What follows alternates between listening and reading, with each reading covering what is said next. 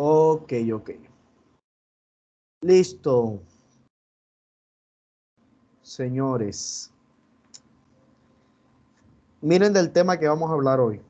Hermenéutica bíblica. Antes de iniciar les voy a contar esta historia. Cuenta la historia que un grupo de ciegos se enteró de que un extraño animal llamado elefante había sido traído al pueblo, pero ninguno de ellos conocía su forma y figura. Por curiosidad, dijeron, debemos inspeccionarlo y conocerlo mediante el tacto del que somos capaces. Recuerden, eran un grupo de ¿qué? De ciegos. Así pues, lo buscaron y cuando lo encontraron, lo tantearon. El primero, cuya mano se posó en el tronco, dijo, este ser es como una gruesa serpiente. A otro, cuya mano llegó a la oreja, le pareció una especie de abanico. En cuanto a otra persona, cuya mano estaba sobre su pata, dijo, el elefante es un pilar como un tronco de árbol. El ciego que puso su mano sobre su costado dijo que el elefante es una pared. Otro que palpó su cola la describió como una cuerda. El último que palpó su colmillo dijo que el elefante es aquello que es duro, liso y como una lanza. Esto nos dice una clara verdad. Como seres humanos tenemos una tendencia a discernir la verdad absoluta basada en nuestro conocimiento limitado. ¿Listo? ¿Entendieron la historia? Señor. Ok, Señor. entonces vamos a hablar de Amén, hermenéutica. amén. Vamos a hablar de hermenéutica y no sé qué pasó aquí. De hermenéutica. Y van a ver por qué yo puse esa historia. Los objetivos, como siempre se los digo, estos son los objetivos que nos pide el instituto. Conocer los principios, métodos y reglas que existen para interpretar correctamente la Biblia. Grábense esa palabra, interpretar de manera que correcta. Enumerar los principios de interpretación bíblica y estudiar los principios, y estudiar uno de los métodos de interpretación bíblica. Identificar los diferentes géneros periodísticos, pues bueno, esto prácticamente no se toca en este tema. Y describir las características que debe poseer el intérprete de la Biblia, que sí es importante. Okay, entonces hablemos de la palabra hermenéutica desde un contexto etimológico. Podemos decir que la palabra hermenéutica significa en su léxico, que es, o lo que quiere decir es hermeneu, del cual lo que quiere decir es exponer, traducir, interpretar. Cuando vamos a el término de la tradición mitológica, se dice que la raíz es Hermes, se relaciona con el dios griego Hermes, ¿verdad? El dios griego Hermes, que era el mensajero del Olimpo, según la mitología griega, quien instituyó los instrumentos básicos de comunicación, como la escritura y el lenguaje. La hermenéutica se deriva del griego, por tal razón, hermeneien, que significa interpretar. En el siglo XIX llegó a tener el significado de que es la ciencia que interpreta los textos. La ciencia que interpreta los textos. Ahora, hermenéutica hay de todos tipos, hay jurídica. De hecho, los abogados tienen que estudiar hermenéutica para poder, dentro de su carrera, dentro de su pénsul, tienen que ver una hermenéutica que es la hermenéutica jurídica. Nosotros vamos a estudiar la hermenéutica bíblica. Como lo ven, la hermenéutica en su sentido más general, o sea, cuando hablamos de manera general, es la ciencia de la interpretación de textos y fórmulas, leyes o cualquiera de estos. Ya, nosotros nos compete hoy estudiar la hermenéutica bíblica. ¿En qué consiste? Como su nombre lo dice, es la correcta interpretación de la Biblia, ¿ya? Y aquí no solamente interpretamos, sino que aplicamos reglas de interpretación correctas sobre el texto sagrado, que es la escritura. Este estudio de hermenéutica está dividido en dos partes, al igual que la homilética. Ya vimos homilética 1, ahora ustedes en tercer año van a ver homilética 2. En este año vamos a ver hermenéutica bíblica 1, que es la manera general de cómo se estudia en general. Yo siempre trato de adelantar algunas cositas para que no vayan a llegar ahí como que cojos. Pero en tercer año deben ver la hermenéutica 2, que es la hermenéutica especial, una hermenéutica más, si la que vemos aquí es un poco profunda, esta debe ser más profunda y deben de revisarla con mayor contexto y detenimiento. Entonces, como digo, decimos, la hermenéutica es la que se ocupa del lenguaje especial que aparece en la Biblia, ¿ok? Entonces, antes de hablar de la hermenéutica, tenemos que tener en cuenta unos aspectos generales, unos aspectos importantes que conocer, como por ejemplo, los antecedentes históricos. ¿Es la hermenéutica? O sea, si hablamos de hermenéutica, ¿es bíblico hablar de hermenéutica? Claro que sí. Nehemías 8:8 dice que leían el libro de la ley de Dios claramente y ponían en el sentido de modo que entendiesen las lecturas. O sea, ¿qué significa esto? No solo leer como mucha gente, no. Necesitamos interpretar lo que se quiere decir. Como yo les dije, la Biblia es el libro de la profecía, por tal razón es un libro que se interpreta. Usted no puede decir, no, es que ya Dios me reveló en la Biblia. No, en la Biblia se interpreta. Hay un concepto que se dice muy claro. Todo el que enseña hermenéutica debe hablar de ello, y es de que tenemos un dicho el cual dice claramente de que la Biblia se interpreta a sí misma, ¿ok? La Biblia se interpreta a sí misma. Más adelante vamos a aprender un poco de ello. ¿Por qué tenemos que estudiar hermenéutica bíblica? Primero, ¿por qué? La Biblia fue escrita en 3 idiomas, hebreo, arameo y el griego koiné, ¿verdad?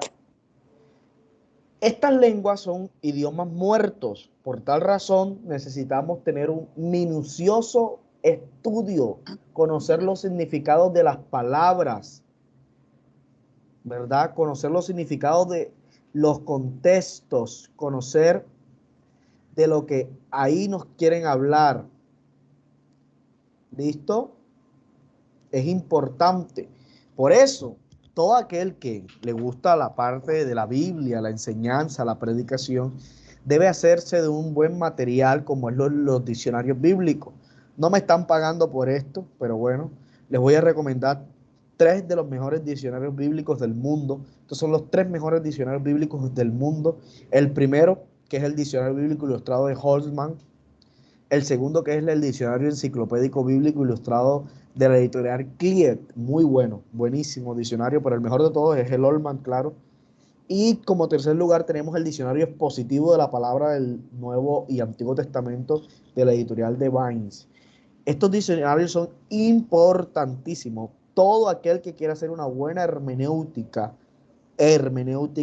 debe manejar diccionarios bíblicos. ¿Ok? Ahí los tienen, miren los nombres. Si desean un día comprar, compren estos, busquen estos. Son muy buenos. Cualquiera de los 3, estos son los 3 mejores que existen en el mundo. Listo. Sigamos. Ay, me pasé, no. Entonces vamos a hablar acerca del intérprete. Porque es importante, antes de hablar de las reglas de la hermenéutica y todo esto, hablar del intérprete, porque el intérprete son ustedes, es mi persona, somos los que nos presentamos frente al texto. Y no se puede hablar de hermenéutica sin hablar de la persona que lleva a cabo la hermenéutica, aunque suene redundante. Primero que todo, necesitamos de que la persona que vaya a interpretar la Biblia tenga una preparación espiritual importante. Es un requisito indispensable para poder interpretar la Biblia. Y es que la persona que se enfrenta a ella debe estar espiritualmente preparado. Eso está estipulado en la misma escritura. La Biblia dice en 1 Corintios 3, 12 y 16, ¿verdad? Que la gente del exterior, la gente que no tiene el Espíritu Santo, ¿verdad? No lo puede recibir, ¿verdad? Porque se revela solamente a aquellos que le siguen, eso lo tenemos claro. En Juan 3, 3, 8 hablamos acerca del nuevo nacimiento, o sea que hay que nacer de nuevo del agua y del Espíritu, una nueva conciencia, renunciando a los paradigmas, a todos los argumentos, a toda la cantidad de cosas que traemos del mundo. Debe ser una persona con una capacidad espiritual que le permita acercarse al terreno de lo santo con respeto, con respeto. Esto es lo que muchas veces pasa, la gente no respeta lo santo. Siempre en prédicas los he dicho, la gente toma la Biblia como si estuviera desmenuzando o comiendo pescado, sacando espinas. No, no. Hay que tener un respeto por lo santo. El respeto por lo sagrado exige respeto, es importante. ¿Listo? Otra cosa es la vida de Pero hay un texto oración. bíblico, Dígame. hay un texto bíblico, un texto bíblico que me llama mucho la atención en Lucas 24, y es que aún los mismos apóstoles estaban frustrados por el tema de interpretación bíblica. En Lucas 24, del 25 al 28, es como si los apóstoles eh, estuvieran estuvieran decepcionados de no poder interpretar la palabra cuando tenía que padecer Jesús lo que iba a padecer. En ese texto me llama mucho la atención, estuve leyéndolo un rato, y lo estuve leyendo porque a mi hermenéutica la vi en otra parte, y pues vi ese versículo y lo estuve leyendo un rato. Yo decía, aún los mismos apóstoles que estaban con el mismo Jesucristo estaban siendo eh, a través de lo que él hacía y no podían interpretar la Biblia bien de manera correcta, estaban frustrados. En Lucas capítulo 24. Sí, claro, ya me acordé.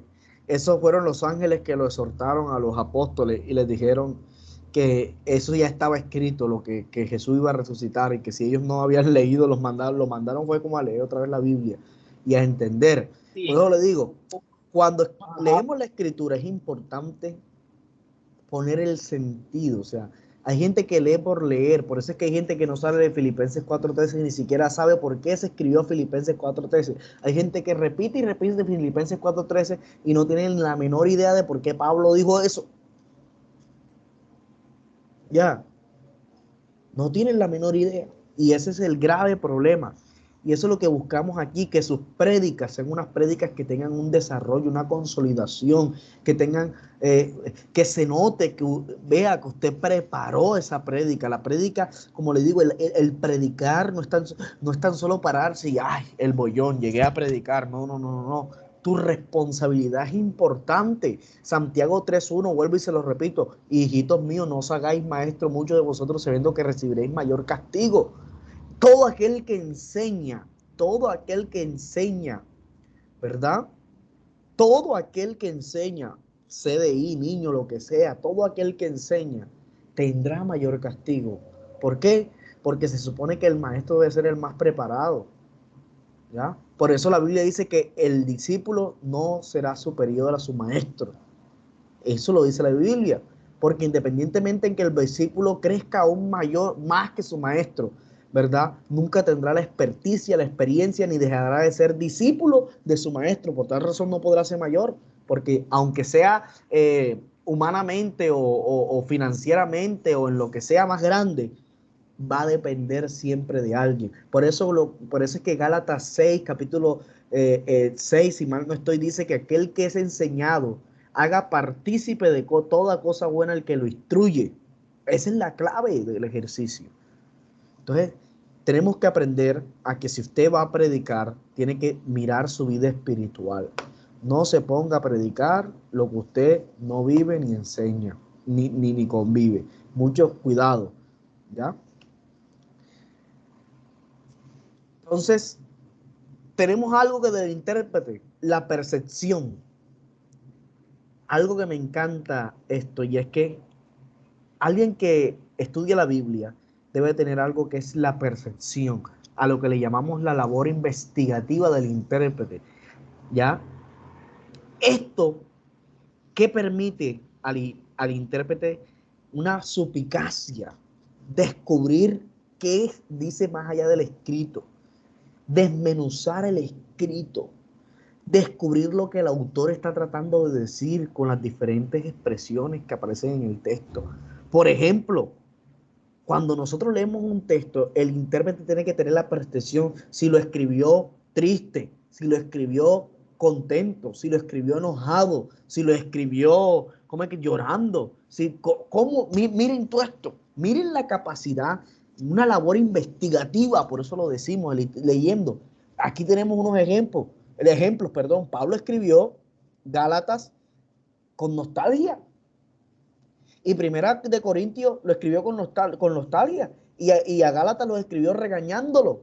Si usted lee Gálatas, empieza, oh Gálatas. ¿Quién?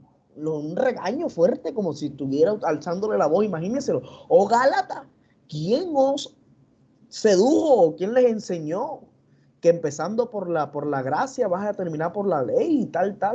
Pero a Corintios, la Primera de Corintios es una carta que Pablo escribe como decepcionado. Entonces, la percepción cuando vemos la escritura es ver un poco más allá de lo superficial. Ay, sí, qué lindo, Filipenses 4:13, todo lo puedo en Cristo que me fortalece, pero ¿por qué dijo Pablo eso? ¿Usted sabe lo que estaba pasando Pablo que escribió eso? ¿Ah? Estaba aquí, bien, en la llevada, estaba en la llevada, y era una palabra refrescante. Pero ¿de dónde viene eso? Eso Pablo no lo escribió riéndose ni brincando, quizás con lágrimas en los ojos, sin un granito de arroz, yo no sé qué comía en ese tiempo en la barriguita. ¿Ah? O en qué prisión, o en qué calabozo, o sucio y andrajoso. Entonces tenemos que ver más allá de lo superficial, tener la capacidad de lanzar. Imagínense un investigador, ustedes no sé si les gusta esa serie de investigadores, ¿ya? Esa serie, no voy a mencionar una que fue la única que me vi, porque bueno, por respeto, pero hay una en YouTube famosísima Ese, cerca de un personaje de aquí de Colombia, y el tipo iniciaba, ¿verdad? Empezando con un hilito y iba ¡pum! Poniendo clavito por clavito, cómo entrelazaba y vinculaba los hechos, las ideas, las personas entre sí, y cómo toda esa relación tenía una lógica y una causa y efecto. Esto lo hace cuando predicamos. Por eso es que hay gente que dice, ay, ¿de dónde sacó eso? Pues ¿de dónde más? Estudió el Espíritu a medida que oye, ven acá, Señor, pero ¿por qué habrá escrito Pablo esto? ¿Qué habrá querido decir? La suspicacia, y empieza usted a estudiar y a estudiar con todos los mecanismos que vamos a hablar acá hoy y mañana, y usted dice, ahora entiendo. Entonces, cuando usted se para a predicar, usted lo hace con total autoridad, que la gente que dice, wow, qué sabiduría. ¿Y cuál sabiduría? Se llama percepción, se llama comprometerse. ¿Ya? Ojo, siempre que usted se enfrente a un texto bíblico debe ir con el principio de sospecha. Rastree un concepto con la poca información recibida. A usted no le dan mucho, usted tiene que investigar bastante. 6 preguntas básicas del estudio. Y aquí de estas 6 se derivan un poco. Aquí se las puse todas. Mire el machete. Aquí está el machete. Este es el machete. Siempre que tengo esto no está en el libro. Esto no está en el libro. Se los estoy diciendo. Esto se los coloco acá. ¿Verdad? Porque esto no está en el libro. Este es el gran machete para que ustedes lo recuerden. Tómenle la captura, yo no sé. Grábense. De estas, las 6 preguntas básicas son estas. ¿Quién? ¿Qué? ¿Cómo? ¿Cuándo? Y ahora vamos a ver las otras 2. De ahí se derivan todas estas que les puse aquí de machete. Como por ejemplo, ¿quién? ¿Quién lo escribió? ¿Quién lo dijo? ¿Quiénes son los personajes principales? ¿Quiénes son las personas mencionadas? ¿A quién le habla el autor? Mire eso. ¿Quién? ¿Qué? ¿Qué sucedió? ¿Qué hizo? ¿Cuáles son los eventos principales? ¿Cuáles son las enseñanzas más importantes? ¿Cuáles son las cosas de las que habla? ¿Cuál es el propósito de decir esto? Todas esas preguntas nos las hacemos cuando estamos frente a un texto. ¿Cómo? ¿Cómo se hizo? ¿Cómo ocurrió? ¿Por qué está ilustrada esta verdad? ¿Cómo se describe a las personas? Mire, en un texto bíblico vamos a hacerla. Y ahorita vamos a ver un ejemplo. ¿Cuándo? ¿Cuándo fue escrito? ¿Cuándo ocurrió este evento? ¿Cuándo ocurriría? Hablando en un futuro. ¿Cuándo dijo esto? ¿Cuándo lo hizo? Son preguntas importantes que uno se hace para poder aplicar la hermenéutica. ¿Dónde? ¿Dónde se hizo? ¿Dónde se dijo? ¿Dónde ocurriría? ¿El por qué? ¿Por qué era necesario escribir esto? ¿Por qué es mencionado esto en la Biblia? ¿Por qué se dedicó tanto tiempo a esto o por qué poquito espacio a este hecho? Como por ejemplo, ¿por qué Juan 11:35 nada más dice Jesús lloró? ¿Por qué? ¿Por qué se le menciona? Esperemos un momento.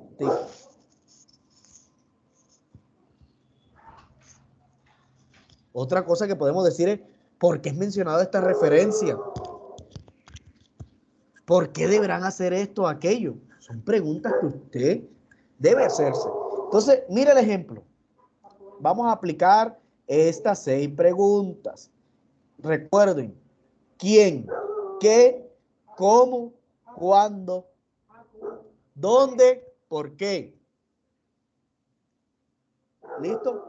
Entonces, dice Juan 7:1, y después de estas cosas, andaba Jesús por Galilea, estamos leyendo aquí, pues no quería andar en Judea, porque los judíos procuraban matarle.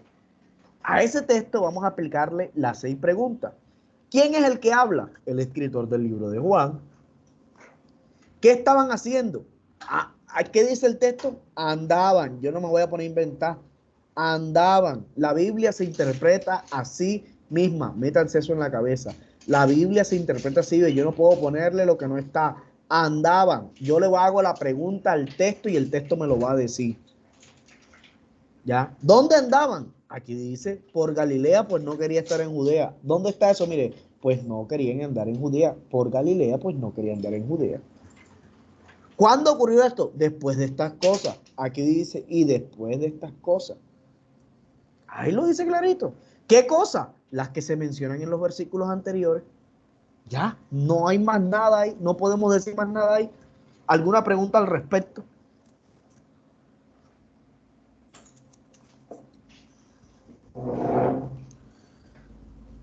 ¿Alguna pregunta al respecto?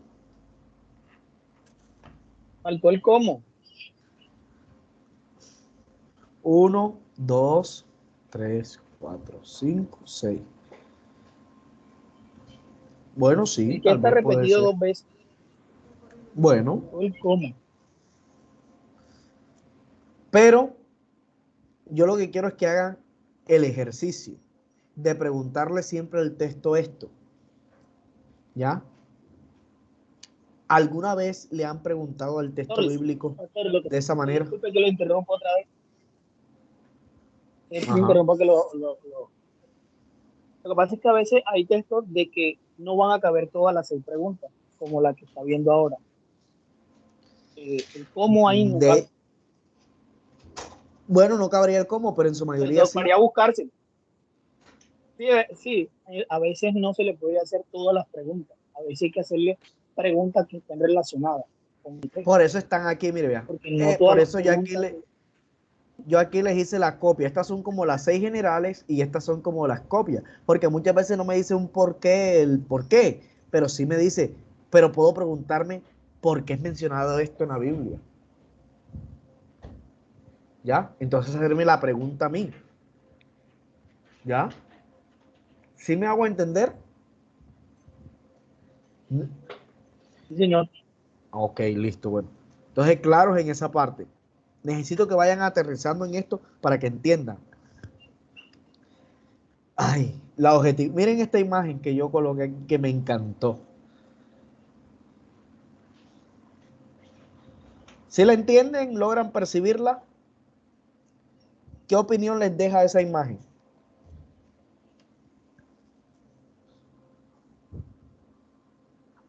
A ver, Edinson. Manipulación. Juan, los que están presentes. Pienso en manipulación, pues.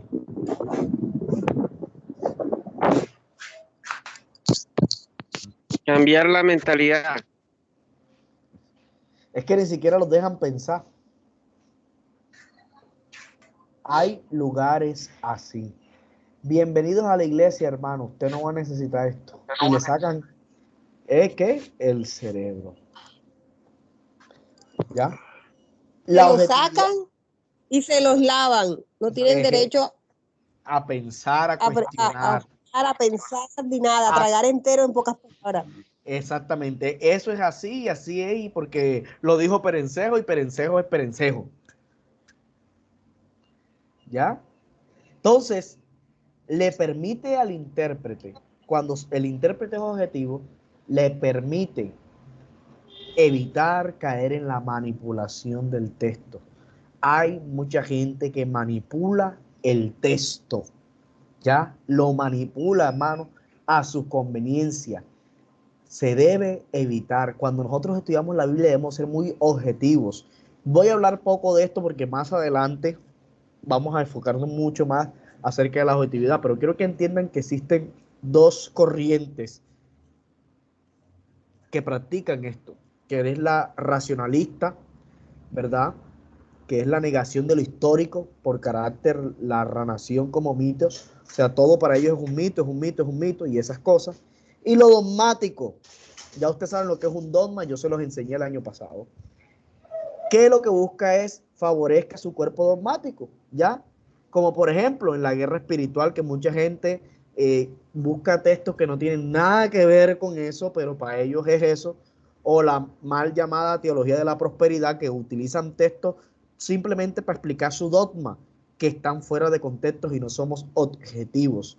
Eso también tiene que ver ciertas muchas cosas como doctrinas y creencias, ¿verdad? En las cuales es que la Biblia dice que Jesús dijo, yo y el Padre uno somos, y entonces ya usted sabe el resto. Y de ahí se centran y se centran y así usted le diga, no, pero ven acá, la Biblia está tratando de decir, mira lo que dice adelante después. No, porque es que yo y el Padre uno somos, y el uno, y yo y el Padre uno somos.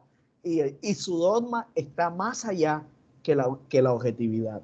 ¿Listo? Entonces, esos son los especialistas en practicar esto. Sacar cerebrito. Y todos son así, ¿ves? Andan así. Pero con la lengua larga. ¿Verdad? Porque hablan todo lo que les coloca. Pero carecen de un criterio. Cuando usted es objetivo, significa que usted tiene criterio.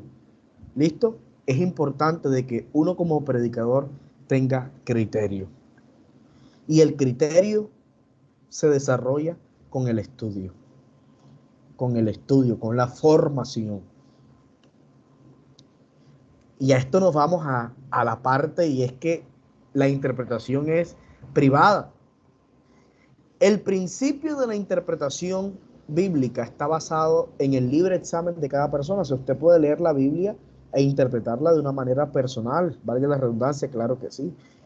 Tiene el respaldo en la Biblia. Ahí están las citas que respaldan de que cada uno de nosotros tiene que estudiar la Biblia, escudriñar las escrituras, porque a vosotros os parece que en ellas tenéis la vida eterna, y ellas son las que dan testimonio de mí. Toda la escritura es inspirada por Dios, es útil para esto, para esto, para esto, ¿ya? Y muchas otras más citas.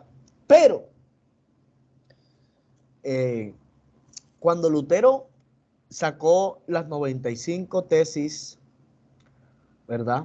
En el 31 de octubre del año 1900, no me acuerdo ahora, ya hasta ya no me llega a la cabeza la memoria, pero Lutero, 1517. 1517, mire, tremendo. Bueno, cuando promulgó las 95 tesis, Lutero también escribió, aparte de las 95 tesis, 5 solas, llamadas las 5 solas. ¿Por qué lo hizo Lutero? Resulta y pasa de que con toda la revolución, porque así la llamaron, de los protestantes, que conllevó en el 31 de octubre del año que mencionaron el hermano anteriormente, la Iglesia Católica tuvo un concilio que se llamó el Concilio de Trenton, en el cual su dogma hoy y sus ideales hoy son base al Concilio de Trento. De hecho, creo que una de las tareitas que tengo por ahí es el Concilio de Trento. ¿Qué hicieron? Prohibió la iglesia la interpretación privada de la Biblia y estipuló de que solo el sacerdote, ¿verdad? Solo el sacerdote era el único que podía interpretar la Biblia, que el credo no puede interpretar la Biblia. Así a grosso modo para que me hagan entender. Por tal razón los sacerdotes empezaron a hacer sus eucaristías en lengua latina o en latín. La gente entraba y no entendía nada, porque a ellos no les convenía la interpretación. Entonces Lutero sacó las 5 solas. La primera es solo la escritura, o sea, solo la escritura, ¿verdad? Solo por gracia, solo de Dios la gloria, y así sucesivamente. Ustedes lo van a estudiar ahorita con la tarea. La interpretación privada es importante. Nosotros no podemos cohibir de que la gente estudie la escritura. La interpretación privada, ¿verdad? Debe hacerse. Debe hacerse. Usted necesita estudiar la escritura en su casa. Estudiar. Una cosa es leer la Biblia como leer el periódico. U otra cosa es estudiar la Biblia. Y debe hacerse de una manera seria y responsable.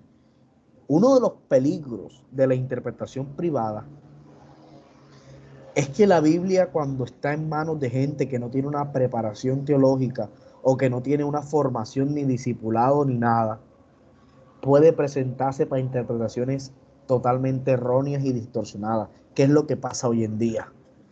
Que mucha gente, ojo con esto que les voy a enseñar, ojo con esto que les voy a enseñar. El libro de Efesios habla del espíritu de la sabiduría y del espíritu de la revelación. Grábense si están tomando apuntes, que me gustaría y espero que ustedes tomen apuntes de las clases, y más de esta que el examen va a ser oral, más de esta. Miren esto, no podemos, ¿verdad?, tener revelación sin conocimiento. El conocimiento, la revelación sin conocimiento es peligrosa. Y el conocimiento sin revelación es peligroso. Es importante que haya conocimiento y que exista revelación al mismo tiempo. ¿Por qué? Porque Pablo dijo, la letra mata. Mucha letra, la gente se vuelve, distorsiona porque carece de revelación. Y hay gente que con mucha revelación y poco conocimiento empiezan a hacer locura. Entonces un día cortan un palo de uvito y esta es la vara de Moisés, y empiezan a gorrotear a la gente en la iglesia porque esa era la vara de Moisés, y Dios les dijo que con la vara de Moisés, y ahora iban a recibir la unción de yo no sé ni de qué, y gente loca, esos que inventan que yo me voy a morir, pues va a resultar a los 3 días, y van 3 días y la gente pudriéndose en medio de la iglesia y nada que resucitan.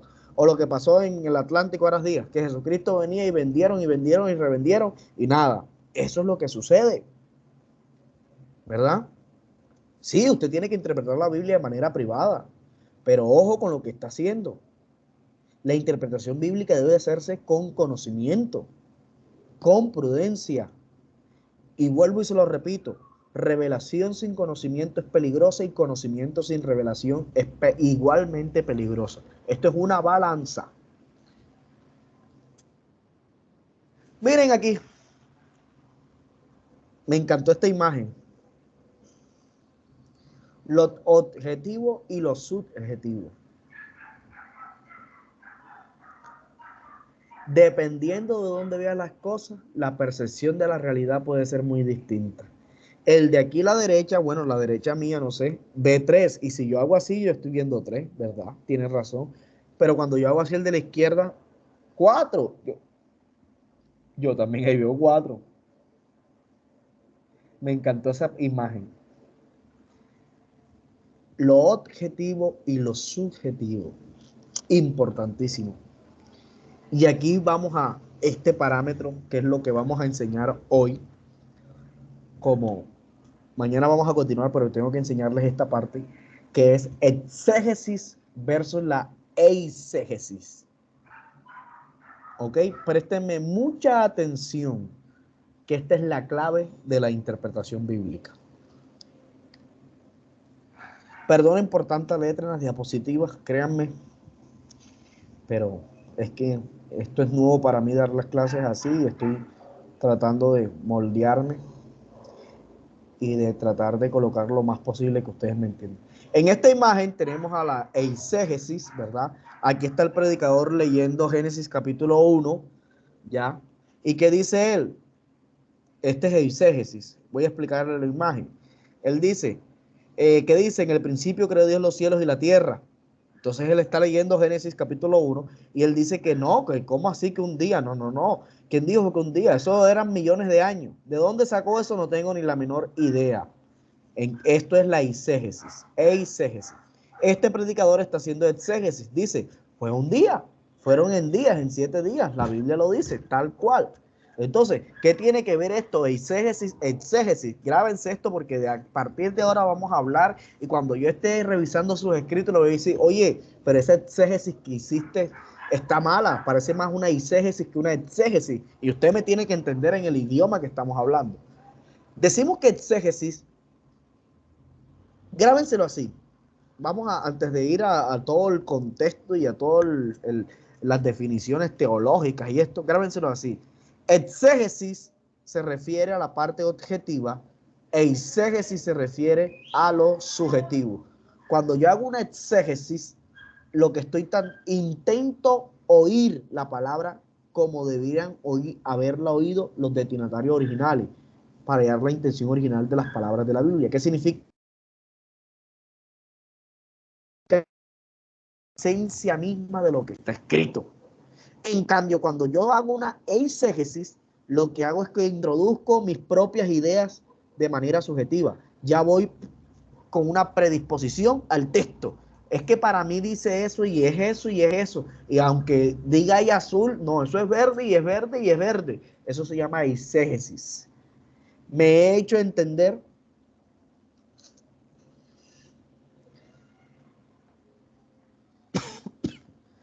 Amén, amén. La eisegesis, eisegesis, no se confundan en estos términos, es manipular el texto para que diga lo que yo quiero. Manipulo yo el texto para que yo diga lo que yo quiero. La exégesis es diferente. Es el esfuerzo que yo hago para poder entender el texto de la manera en que, por ejemplo, el Salmo 23, ¿ya? Que así como el que lo escribió, así mismo yo estoy pensando ahora. Esa es una exégesis. Tratar, no digo que sea igual. De igual manera tenemos al Espíritu Santo y es el mismo que inspiró al que lo escribió, es el mismo que está contigo. Aquí se lo explico mejor. Exégesis. La palabra exégesis significa extraer el significado de un texto. O sea, lo que yo tomo de la Biblia para mí. Eisegesis significa insertar interpretaciones personales en el texto. Mientras que la una extrae lo que en verdad dice, la otra lo que intenta es introducir. Esta es objetiva. ¿Por qué objetiva?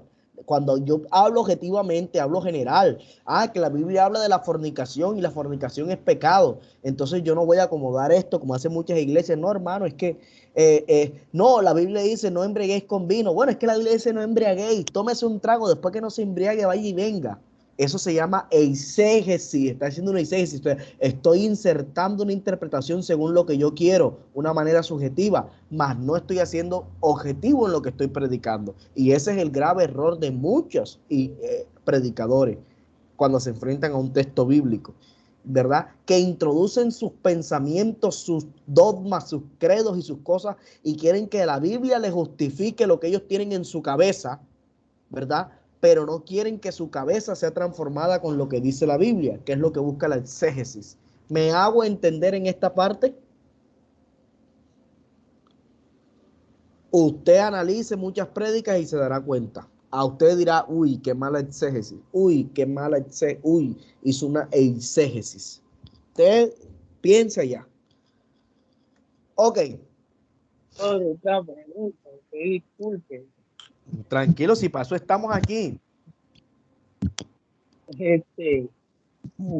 Hay un tema y que viene ahora a la mente, ahora que te está diciendo, y es el tema que nos ha llevado a nosotros como iglesia. Quiero que me hables un poquito fuerte, Juan, porque no te escucho casi. Bueno, una de las preguntas que por lo general yo a veces me hago y es el tema de la vestimenta como tal en nuestra vida. La gente dice, no, es que por lo general siempre predican que Dios no te juzga por tu ropa, que no sé qué, sino que Dios busca esa interpretación. Hay siempre una pregunta que uno dice, pero ¿cómo está? Porque la palabra habla de decoro, ¿no? Pero la palabra también dice que no seas tropiezo a otro. Entonces, ¿cómo se hace en eso? Tú te estás dando la respuesta. La Biblia en ninguna parte estipula un tipo de vestimenta. Aconseja y dice cómo debe ser decorosa. ¿Qué es algo decoroso para ti? Búscate el significado de decoro. Decoroso. ¿Ya? Si quieren hablamos eso después porque tengo aquí un ejemplo que puse, no sé si aquí adelante o después, que es revolucionario. Claro. Pero ahorita vamos a hablar, cuando entremos a los métodos, vamos a entender de que la exégesis y la eisegesis tienen que ir acompañadas de métodos bíblicos correctos. Ya vamos a aprender esas cosas. Todas esas preguntas y aportes son buenos porque aquí estamos para aclarar y para ir formando. ¿Listo? Quiero que se graben esa frase de arriba. Exégesis implica un ejercicio de subjetivismo, lo que yo pienso. La exégesis es objetiva. Aquí a la izquierda que está en rojo es la eisegesis. El gran error de la interpretación privada es caer en el subjetivismo, en la interpretación bíblica. Esto ocurre cuando trastornamos el significado objetivo de los términos para adaptarlos a nuestros propios intereses. Da más porque Dios te da más. Yo no sé de dónde sacan eso, pero bueno. El subjetivismo ocurre cuando la verdad de una declaración no se extiende meramente ni se aplica al sujeto, sino cuando se determina absolutamente por dicho sujeto. Si debemos evitar la distorsión de las escrituras, debemos evitar el subjetivismo desde el principio. No podemos caer en esta manera. No puede, mano, puede ser Raimundo y todo el mundo, el mega ultra evangelista, el mega ultra pastor, todo lo que está en contra de la Biblia, que no está en la Biblia. Mano, no podemos aceptarlo. Aprendan un principio básico que enseñó Pablo. Examínenlo todo. Desechen lo bueno y tomen, desechen lo malo y tomen lo bueno. ¿Ya? Predíquenles quien les predique, incluso a mí, mis prédicas, las enseñanzas, tomen lo bueno, desechen lo malo. ¿Ya? Es normal. Pablo dice, no juzgues al profeta, juzga la profecía. Nosotros muchas veces caemos igual que los críticos estos de YouTube que juzgan y critican a todo predicador que si se mueve así, si hace así, y dice, ay, volteó la lengua, eso significa no sé qué cosa. No, la Biblia no, la Biblia dice, juzga, no juzgues al profeta, sino la profecía, ¿ya? Entonces muchas veces caemos en tantas cosas y cuestiones que el ser humano, con tal de verse impoluto y perfecto frente a los demás, siempre busca degradar a otro. Y esa no es la razón. Usted y yo, cuando nos enfrentemos a la Biblia, siempre tenemos que ir con un corazón dispuesto a ser moldeado. Si usted no va con un corazón moldeable, déjeme decirle que está equivocado. Hay gente que lee la Biblia para a ver qué saco para darle a alguien, pero nunca va a la Biblia para sustraer algo para su vida. Por eso es que nunca cambian, por eso es que siguen siendo los mismos de siempre. Entonces, cuando aplicamos el objetivo, de manera objetiva, la exégesis, lo que buscamos es un entendimiento que convertir un estudio, mire, hacer una exégesis es aburrido, para muchos es aburrido, es frío, abstracto, sin vida. Es como que, ay no, qué cosa saber. Sí, hermano, hay que saber. Hay textos en la Biblia que incluso hay traducciones que están equivocadas. No voy a decir ahora ni cuál ni qué texto por respeto, ¿verdad? Pero hay muchas cosas que ya uno que ha estudiado un poquito más sabe en qué áreas están equivocadas y que eso no es así, que en el original no es así. Pero bueno, lo que se hace es tratar de entender lo que la palabra de Dios en su contexto, antes de llegar a la tarea igualmente necesaria de aplicarla a nuestra vida. Si los puntos de vista nuestros no pueden pasar la prueba del análisis objetivo y de la verificación, la humanidad exige que lo abandonemos. Cosa importante, hay gente, usted puede tener una idea. Por ejemplo, yo opino, vamos a ver aquí un tema controversial, algo loco. Yo opino que todos los cristianos tenemos que quitarnos la ceja y arrancarnos la ceja con una prestobarba, porque el Señor quiere a la gente sin ceja. Yo tengo que probar, yo tengo esa hipótesis mía, ese argumento mío tiene que ser llevado a una prueba analítica de manera objetiva y de verificación por parte de la Biblia. Si la Biblia me aprueba de forma objetiva y analítica, sin meter un dogma, sin andar sacando palabras ahí, rebusque, no. Entonces, estoy en lo correcto. Pero si no es así, porque eso es lo que pasa con mucha gente, con muchas falsas doctrinas, y es que la base de su doctrina es errónea y ellos no aceptan lo que está escrito, sino lo que les dijo Julano y Perencejo. Eso está mal, eso hay que abandonarlo de inmediatamente. Los puntos de vista privados deben ser evaluados a la luz de la evidencia y la opinión externa. O sea, ¿qué significa esto? No es solo lo que usted piensa. Primero tiene que ser, la Biblia tiene que darle a usted la respuesta de que sí es así y que hay evidencia bíblica de eso. Y opinión externa, ¿qué significa? De que otras personas, eruditos, estudiosos o yo no sé, sus pastores, dicen, oye, ¿verdad? Así es. No había caído en cuenta. Tienes razón. Porque es una manera objetiva.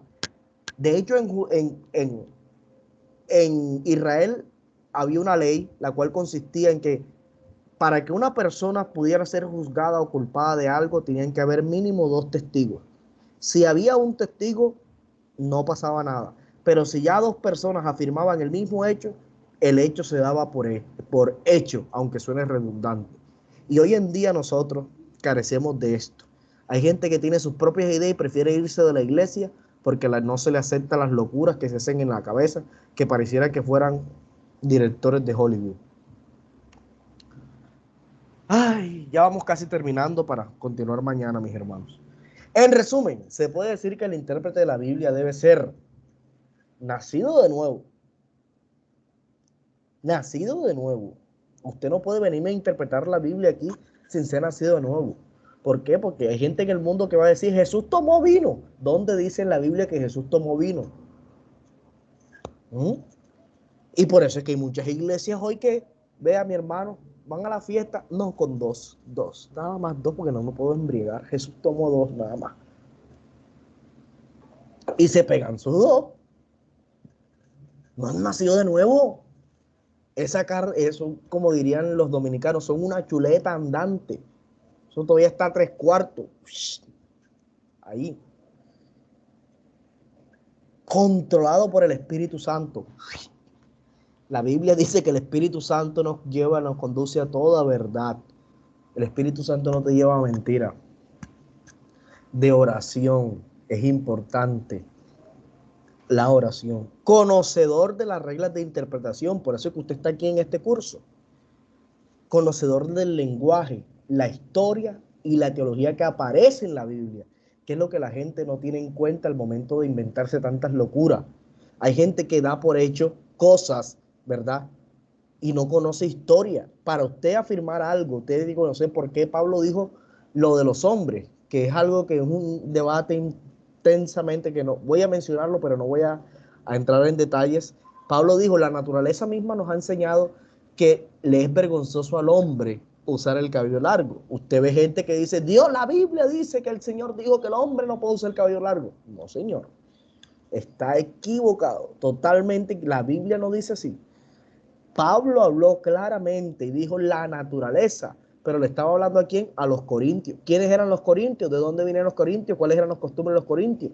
Ah, ya entendí por qué Pablo les dijo eso. Ah, ¿y por qué los judíos entonces dejaban crecer el pelo? Ah, es que es diferente la cultura. Ah, es que es diferente. Ya ves, entonces nosotros no podemos dar por hecho una verdad bíblica, ¿verdad? Y convertirla en un dogma. Hay que tener mucho cuidado, para eso hay que conocer. Y lo que yo les decía, humildad de corazón. Hay gente que no quiere aprender. Hay gente que ya se cerró. Yo no sé, espero que en esta clase ninguno de ustedes, como no los estoy viendo, ¿verdad? No me esté para fregarlo. No, yo no sé. Hay que tener corazón humilde. Un buen discípulo será excelente maestro en la medida en que acepte la corrección. El calificativo de maestro y de aprobado te lo da es la corrección. Si nunca eres corregido, jamás serás aprobado. Se les regalo esa frase ahí. La interpretación privada de la Biblia no es, ojo con esto, que el intérprete pueda dar rienda suelta a su imaginación. Hermanos, y la Biblia enseña que ahora todos y cada uno de nosotros tenemos que ponernos capa como Superman y no sé qué y no sé qué. Y tenemos, hermanos, que ahora comer solamente miel de abeja, escorpiones como Juan el Bautista, si queremos tener la unción del santo. La gente lee unas cosas y ellos, les digo que para directores de Hollywood hay gente que se ganaría todos los Óscares de la vida. Fueran exitosos y millonarios con toda la locura que se creen en la cabeza. Que el intérprete pueda transformar el significado del texto. No lo que yo quiero que diga, no lo que el texto me dice a mí, no lo que yo quiero, sino lo que el texto me dice. Que el intérprete desconozca la existencia de maestros preparados. Vuelvo y se lo digo. Hermano, usted, el discípulo jamás será mayor que su maestro. Métase eso en la cabeza. Siempre el maestro, así el discípulo, no, que mi pastor tenía una iglesia de 50 y ahora tengo una de 5,000 y ya yo soy mayor que mi pastor. Olvídate, ese es tu pastor hasta el día que te mueres y después de la muerte, porque cuando estés delante de Cristo, Él le va a dar cuenta a Cristo por ti, así tú tengas una de 5,000 y una de 50, porque tu éxito en este mundo no define, ¿verdad?, tu capacidad. Siempre el discípulo, el maestro es mayor que su discípulo. Ojo con esto. El discípulo, así sea lo que sea, jamás deja de tener un maestro, ni deja de ser enseñado. Uno puede ser pastor, del apóstol, tener los títulos que tú quieras tener. Usted siempre tiene a alguien que le va a enseñar, le guste o no le guste. Por tal razón, esto se compete con la última parte. El intérprete de la Sagrada Escritura debe comenzar el estudio de la Biblia con humildad, con mansedumbre. ¿Hacia quién?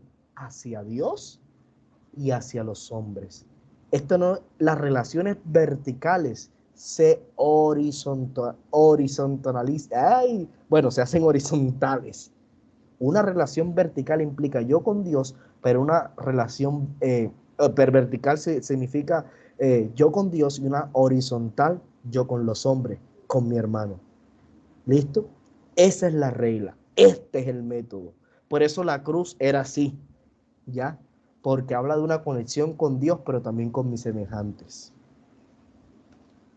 Listo, mis hermanos, vamos a dejarlo hoy hasta aquí. Mañana continuamos con métodos de la interpretación bíblica. ¿Alguna pregunta al respecto? ¿Algo que aclarar? No, hoy entendí el plano cartesiano. Hoy entendió el plano cartesiano. Sí. Bueno, usted sabe de eso más que yo. ¿Alguna pregunta?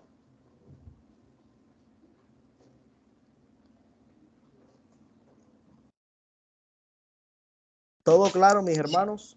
Amén.